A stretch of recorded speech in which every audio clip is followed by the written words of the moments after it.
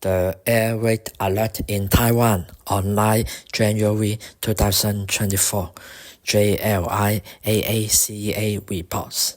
At 15 hours 4 minutes on 9 January 2024, the Ministry of National Defense delivered the air raid alert to all people in Taiwan.